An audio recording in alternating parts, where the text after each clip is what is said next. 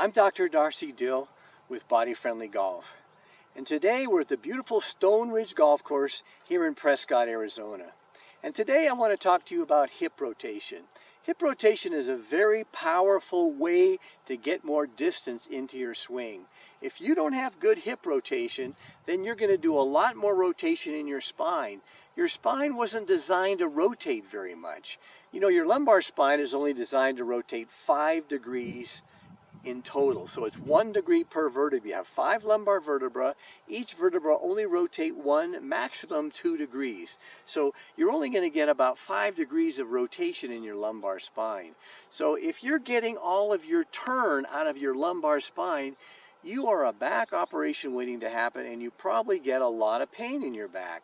So the way to alleviate that is to get a better hip turn. So what we want to do is create better rotation in your hips. And the kind of rotation we need in golf is internal hip rotation. And let me show you what that is. So if you take your hand and place it on this bump right here around your pelvis, and plant your right heel and turn your right toe in and your right toe out, your right toe in, that's internal rotation, okay? And you can feel that motion here on this bump if you have your hand on there. So turn it out and turn it in as in internal rotation, all right? So that's internal rotation on your right leg. Now that's the same internal rotation that you use on your backswing, because in your backswing, you turn away from your target, you're internally rotating right in here.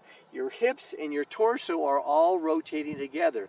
In a body-friendly swing, we're not trying to torque the lumbar spine. We're going to turn, in a one-piece takeaway, we're going to turn the hips and the torso at the same time.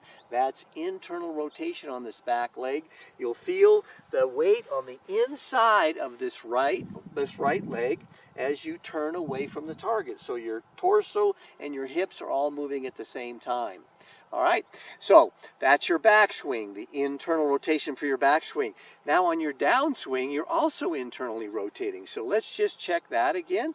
Put your hand on your left greater trochanter, plant your left heel, turn your left toe in, that's internal rotation, and out, in and out, and in and out.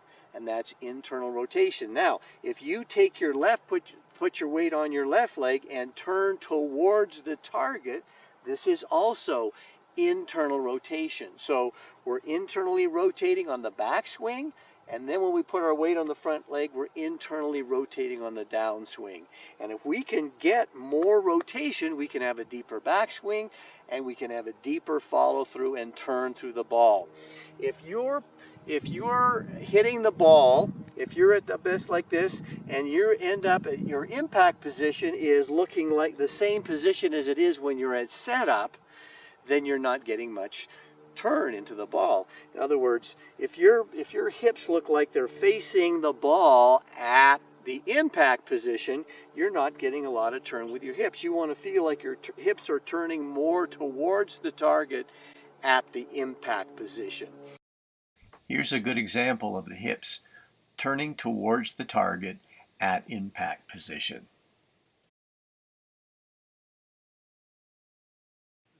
Here's another great example from the down the line view, noticing how much the hips are turned at impact. And that will tell you that you're getting rotation, internal rotation on the backswing and internal rotation on the downswing and follow through.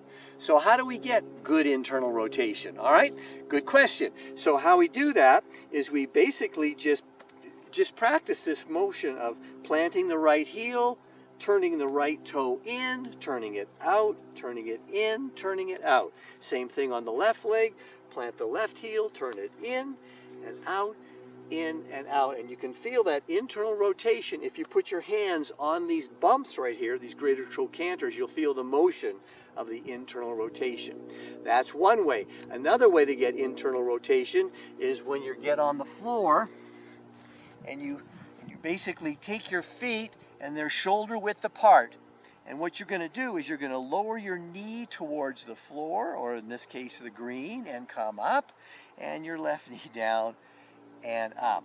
Again, right knee down and up, and left knee down and up. And go easy, especially if you've got problems with your knees or your hips.